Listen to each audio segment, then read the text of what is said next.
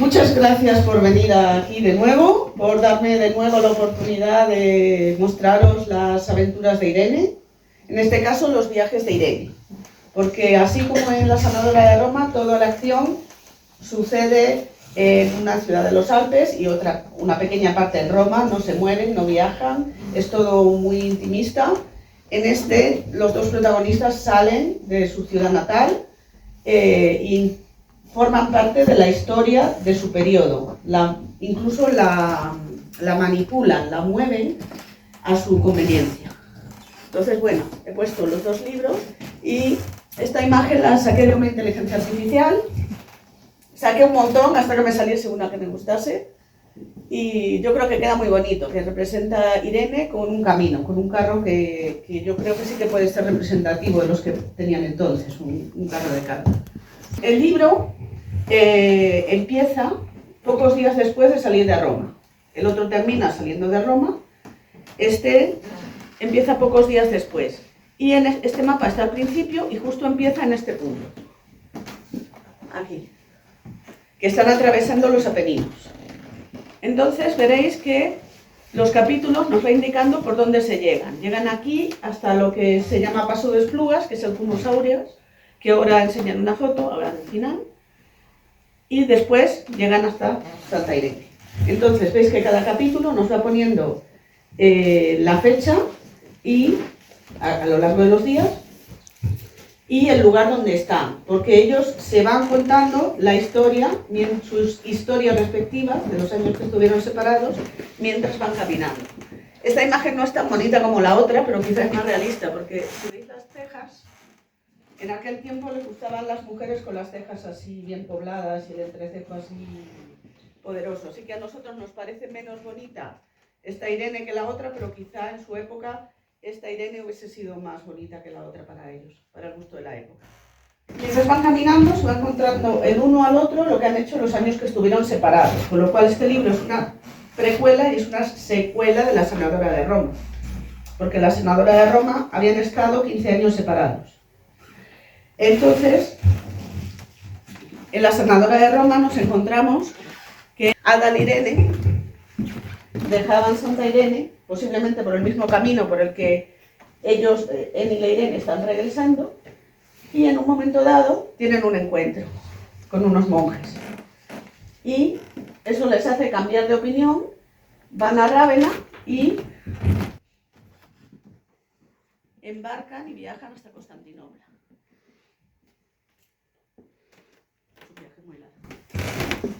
Y esta es la escena donde uno de los monjes que se encuentran, que ya lo conocemos de La Sanadora de Roma, que es el Papa Gregorio, que entonces era un monje benedictino, que lo habían enviado como una especie de embajador del Papa a Constantinopla, le está hablando de Constantinopla a Irene. Entonces Irene está en la Italia del siglo VI, una Italia devastada por la guerra, y le pregunta a Gregorio, dice, ¿no hay guerra ni hambre en Constantinopla? Porque ella durante toda la vida solo había visto guerra, desolación, y lo que le contesta a Gregorio es que es una ciudad próspera, con 500.000 de almas, entonces era muchísimo, 500.000 de personas. ¿Puedes imaginarte lo que es eso? Pues Irene ha visto ciudades pequeñitas ya medio devastadas, pues no se lo podría imaginar. Y le dice, tiene forma de triángulo y el mar está en dos de sus lados. Tanto por tierra como por mar la rodean enormes murallas, formando varias filas y miles de soldados las protegen. Bueno, a Irene le costaría imaginarlo, a nosotros igual un poco menos. Esta podría ser una vista aérea una reconstrucción de la Constantinopla de esa época. Esta zona es como un pedacito de tierra que se acaba aquí, no va a ningún sitio, es el Cuerno de Oro. Y esto sería el mar de Mármara y esto es el Bósforo. Hay aquí una gran muralla que aguantó como 15 ejércitos, hasta que casi mil años después de lo que cuentan lo que cuento yo en mis novelas, los otomanos la conquistan. La conquistan prácticamente porque ya no quedaba nadie, no porque las murallas fuesen malas, las murallas aguantaron 1000 años. Y por aquí hay unas murallas que son menos resistentes, y en su día además tenían aquí una cadena que cerraba el Bósforo, entonces por ahí no podían entrar los barcos. De hecho, cuando la conquistaron, metieron los barcos por tierra, arrastrándolos. No pasaron la cadena del puerto. Pero bueno, eso fue 1000 años después. La zona más antigua de Constantinopla, de la antigua Bizancio, era esta zona, donde había una acrópolis con unos templos, porque era una ciudad griega antes de ser romana, y ahí estaba también, construyeron Constantino y después los sucesivos emperadores, un hipódromo muy grande, del que ya no queda nada, solo quedan algunos de estos monumentos que había en la espina. Ahí se trajeron un obelisco, que se lo trajeron desde Egipto, se le rompió una parte, pero aún así era bastante alto. Estaba la columna serpentina, que habían traído de otro templo. Otra especie de obelisco artificial que había mandado, que en tiempos de Irene todavía no estaba, pero que mandó construir un emperador después. Y algunos de ellos todavía se pueden ver, el hipódromo ya no. Por este lado del hipódromo estaban las dependencias del Palacio Imperial.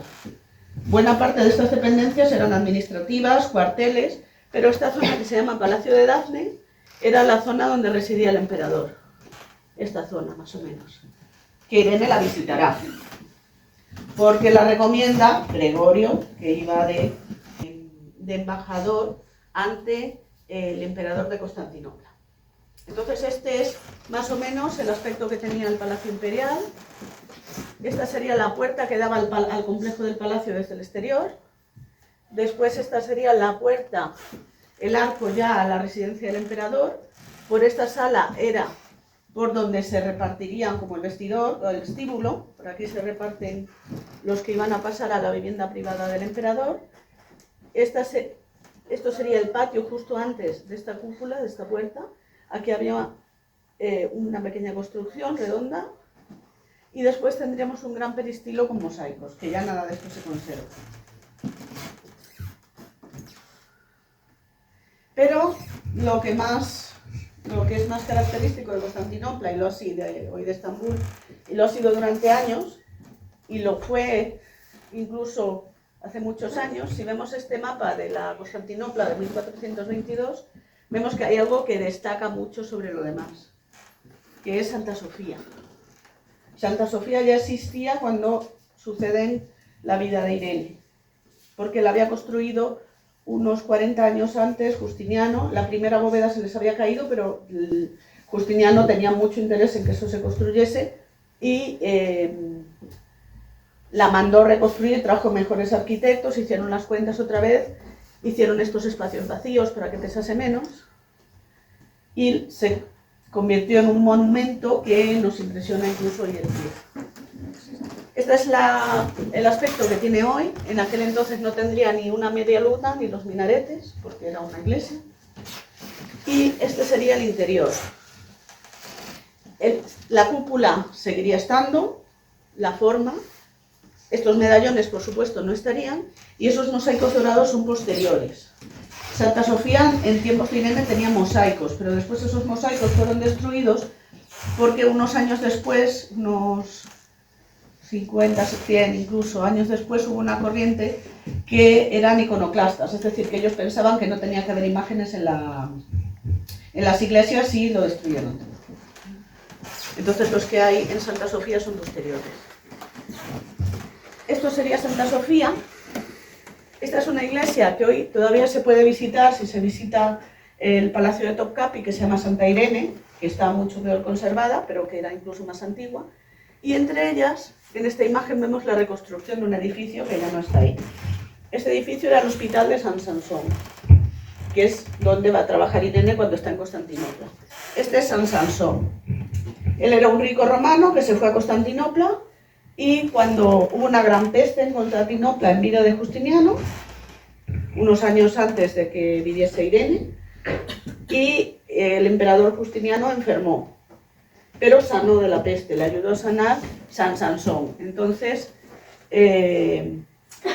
gracias a eso tuvo la influencia para pedirle a Justiniano que le construyese un gran hospital ahí en la mejor zona de Constantinopla, entre Santa Sofía, Santa Irene y el Palacio Real, que está un poquito más para acá, como hemos visto en la imagen. Entonces era un edificio muy grande, tenía 3 salas, Incluso tenía la atención dividida en servicios. Había servicio para mujeres, se ve que las mujeres solo enfermaban de una cosa, había de ojos, operaban incluso de las cataratas, había boticarios, había incluso servicio de urgencias. Y los médicos de Constantinopla tenían la obligación de trabajar de forma alterna en estos hospitales de beneficencia y de forma privada. Entonces ahora no recuerdo si era por meses, por quincenas, pero tenían que estar pues un mes trabajando en el hospital público y después el mes siguiente podían estar trabajando por privado. Por supuesto, los que eran famosos ganaban menos cuando estaban en el hospital público. En Constantinopla había, además, aquí se ve un poco mal, había una gran avenida en forma de Y que se llama la Mese, que tenía arquerías, columnas y había varios foros. Este es uno de los foros, tenía una columna. Estas columnas eran enormes y en algunas de ellas a veces se metían a vivir estilitos, que eran ermitaños que en vez de irse a vivir al monte ellos solos, pues se ponían a vivir en una columna. Entonces, si alguien quería verlo, subir a la columna y mirar las vistas o lo que fuese, le pedía al estilito un momento de bajarse y el estilito amablemente, como era un hombre santo, bajaba, miraba y después ya volvía. Bueno, se apartaba un poco, igual no bajaba todas las escaleras, tampoco vamos a hacer que el estilita subiese y bajase todo el rato. Y esto es una reconstrucción que encontré de cómo podían haber sido las calles en esa época, que incluso meten caballos y todo. No sé exactamente, decían en la antigüedad, yo sé que en Roma no, durante su época importante, durante su época más alta, estaba prohibido meterse con caballos y con carros, solo por la noche, porque el ruido molestaba y había muchas personas por las calles, pero la verdad es que no he encontrado si en Constantinopla había estas mismas restricciones. Y de todas maneras, Constantinopla fue una gran ciudad durante 1000 años y lo sigue siendo. Estambul sigue siendo una gran ciudad. Y seguro que siguen teniendo problemas de tráfico. Estas son las murallas de Constantinopla, que aguantaron 1000 años, 15 ejércitos. Las construyó Teodosio, pero no fue el gran Teodosio, el emperador que era hispano, fue su nieto que se llamaba también Teodosio. Tenían esplanadas, muralla, foso, esplanada, muralla, y además, bueno, esto es lo que queda de algunas de ellas, queda algún pedazo, y además encima de estas torres había máquinas de guerra. Es decir, que si te acercabas no solo tenías que pasar estas grandes murallas y todos los impedimentos que había, sino que además te estaban disparando arqueros y te estaban disparando con máquinas de guerra, con lo cual no era fácil atravesar esta línea. Las que daban a los lados marítimos eran más bajas y tenían menos filas y era más fácil conquistarlo por ahí. Pero claro, tenías que pasar la cadena, que tampoco era fácil. Entonces, en un momento de la novela, les están atacando. Constantinopla en aquel momento es una gran ciudad, la acaba de construir hacía unas decenas de años Justiniano, muy grandiosa, hizo Santa Sofía, reconstruyó todo, pero estaba cercada por dos grandes enemigos. Por un lado estaban los persas, solo que estaban al otro lado del mar, y en ese momento no amenazaban Constantinopla, amenazaban un montón de ciudades, pero no Constantinopla. Pero también estaban los ávaros, y de los ávaros dependían unas tribus medio salvajes que eran los eslavos, y esos estaban mucho más cerca. Entonces, en los años que sucede la novela, los eslavos amenazan Constantinopla. Y la amenaza fue tal que mandaron al ejército que tenían en Constantinopla con el ejército romano, era bueno, entonces era sobre todo caballería, eran caballería que además eran arqueros, estaba acorazado, pues sería su ejército, posiblemente unos 5.000 personas, se fueron a los muros largos, que era un muro que estaba como a 40 kilómetros de Constantinopla, pero la cosa la vieron chunga, entonces el emperador mismo reunió a los cuerpos de guardia imperiales, a las milicias y a todo el que pilló, y salió a apoyar al ejército regular.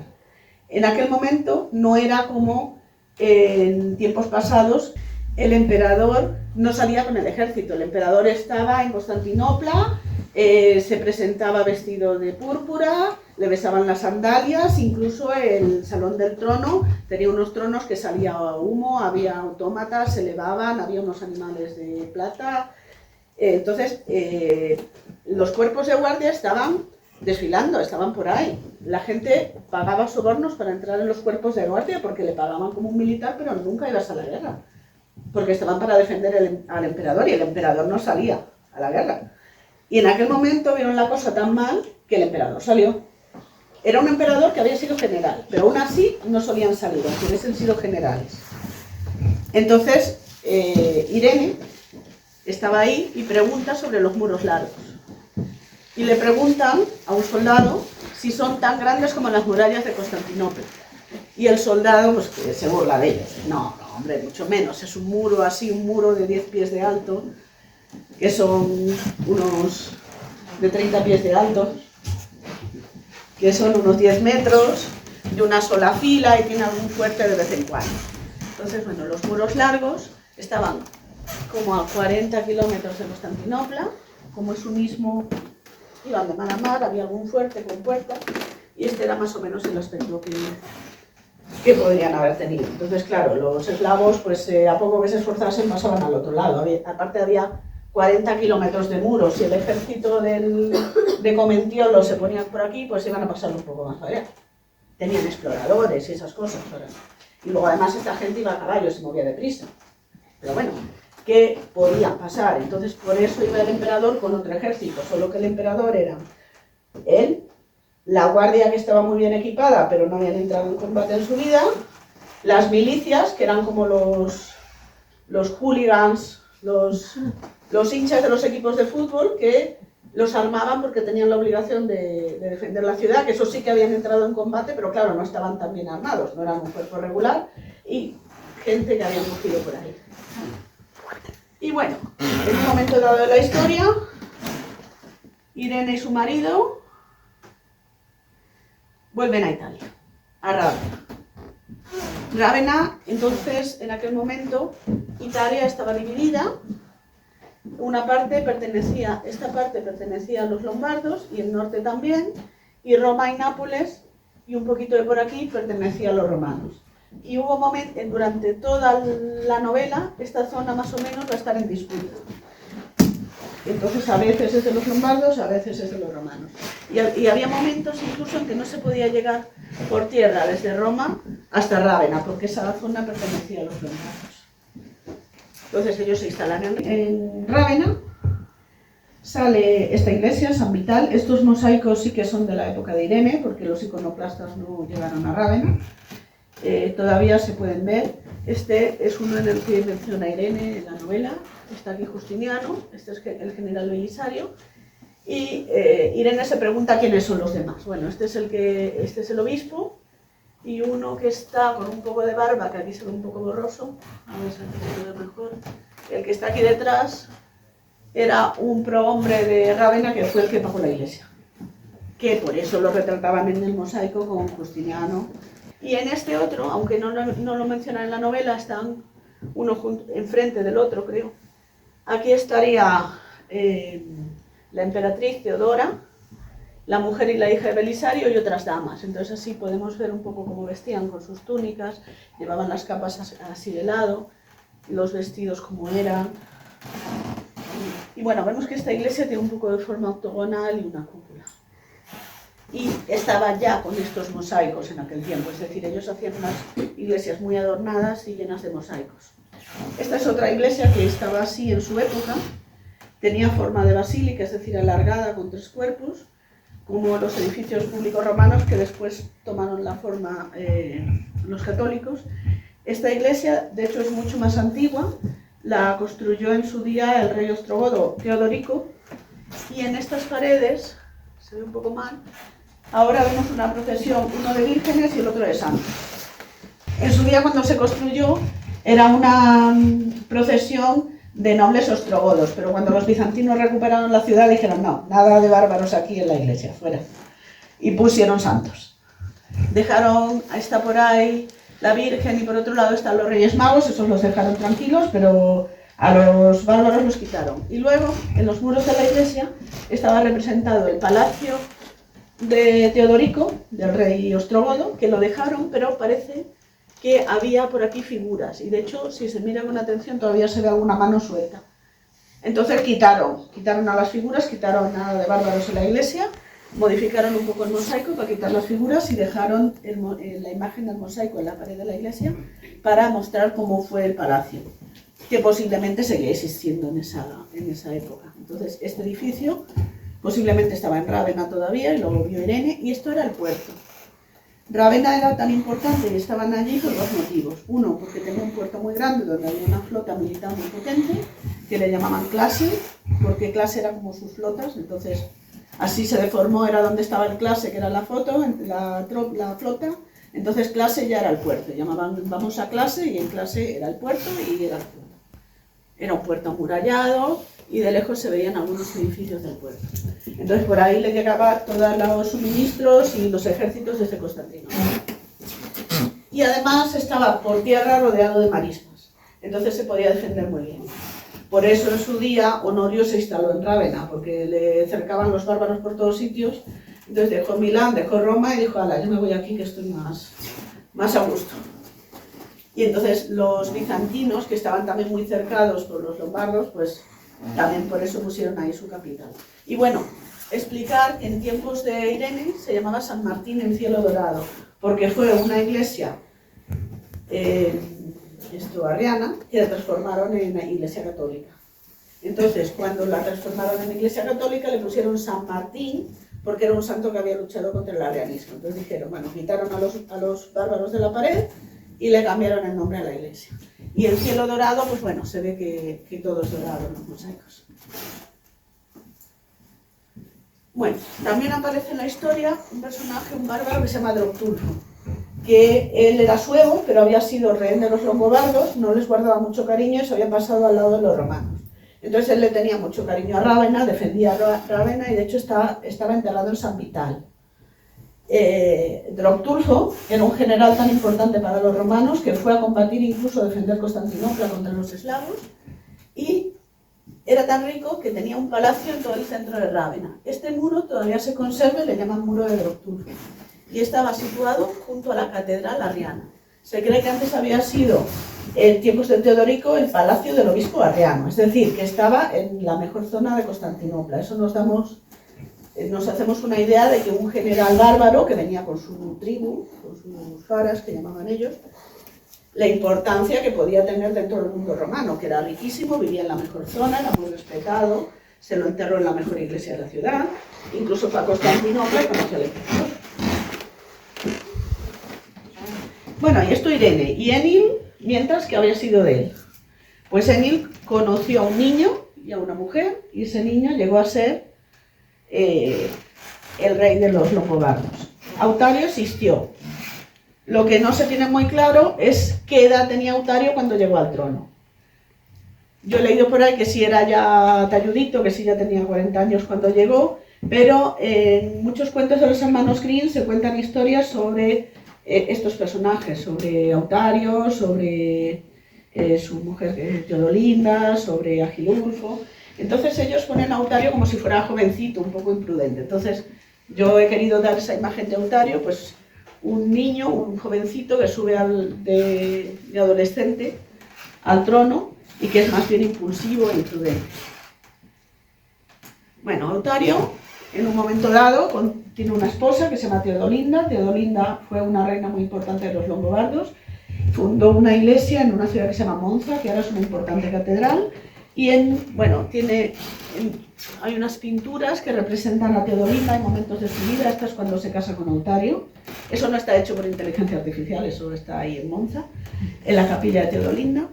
También conserva reliquias que fueron de ella. Esta se la regaló el Papa Gregorio, porque los lombardos eran arrianos, pero Teodolinda era católica. Entonces al Papa Gregorio le interesaba hacerse amigo para ver si los lombardos se volvían católicos todos. Y también tenía, actualmente en la capilla de Teodolinda está esta corona, que es la corona de hierro, que se dice que es de hierro porque este aro se decía que era de hierro y que estaba fundido en los clavos de Cristo. En realidad ahora se sabe que no es hierro, que es plata, pero se decía que era una corona, que esa corona había pertenecido a Constantino y que la madre de Constantino, que era quien había encontrado la cruz y los clavos de Cristo, había puesto los clavos fundidos dentro para protegerlos. Bueno, esta corona se conservó a través de la historia y se llegaron a coronar con ello los emperadores del Sacro Imperio Romano Germánico, porque en un momento dado Carlomagno conquistó Italia a los longobardos, fue proclamado rey de los longobardos, aún siendo franco, y después se conservó esta corona y se coronó con ella Carlomagno, Carlos V, Napoleón, y aún se sigue conservando en la Catedral de Monza. Por supuesto, el edificio que hay de la Catedral de Monza ya es mucho más moderno. Sigue siendo antiguo, pero no es el que construyó Teodolinda. Teodolinda construyó el original. Y bueno, muchas de las cosas que se cuentan en el libro sobre Enil y sobre Autario vienen en un libro que se llama Historia de los Longobardos, que se escribió como en el año 800 por un hombre que se llamaba Pablo Diácono, que era religioso.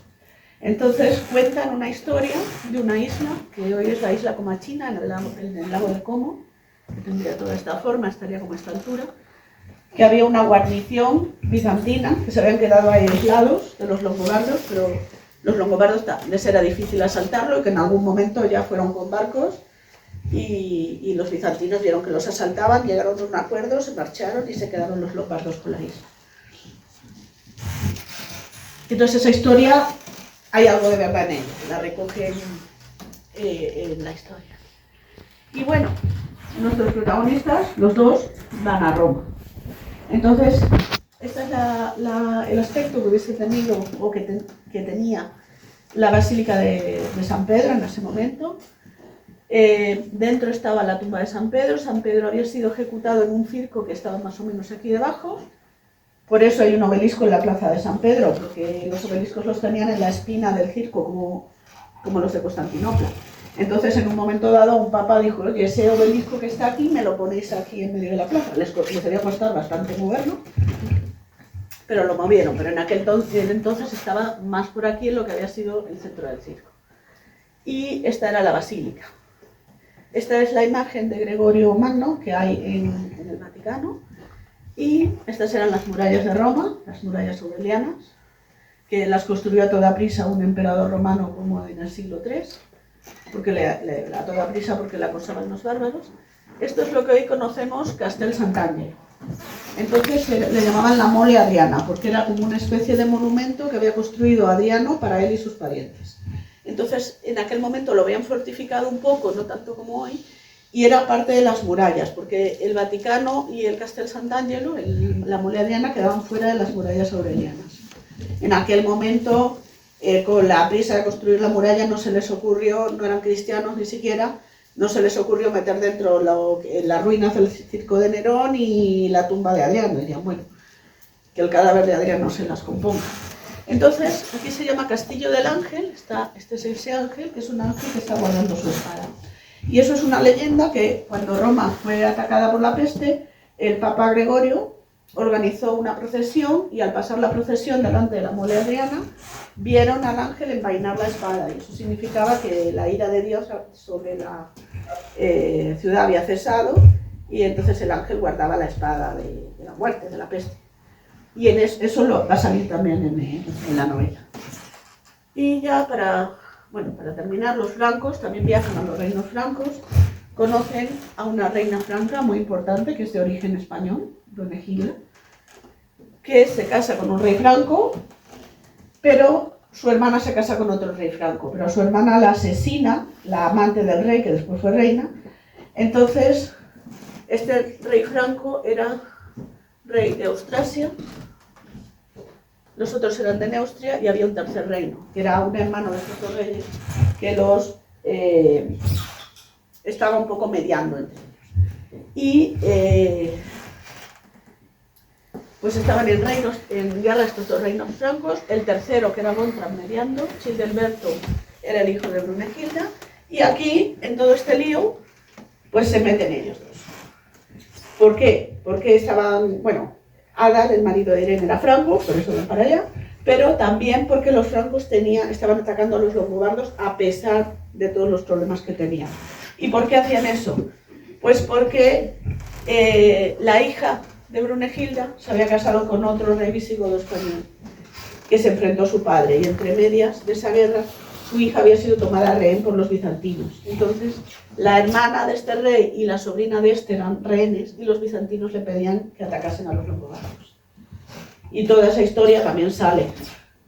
Y las ciudades que visitan eran Med, y lo que hoy se llamaba Chalon sur Saona, que es Cabilonum, que bueno, ya no queda nada de cómo eran en esos tiempos, pero son puertos fluviales muy importantes. Y por último, visitan Milán. Entonces tenía un palacio muy importante, que fue un palacio imperial, y que fue donde se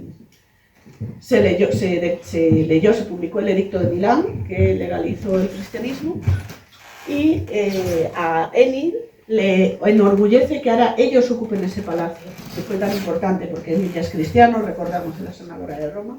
Entonces a Enil le enorgullece que sean ellos ahora los dueños, y él se siente que es heredero del Imperio Romano. Y luego en algún momento cruzan más de una vez cruzan los Alpes por este paso que ya debe ser poco usado, que se llama Paso de la Espluga, y que entonces se llamaba Curusaurios. Y bueno, con esto ya termino la presentación. Muchas gracias a todos.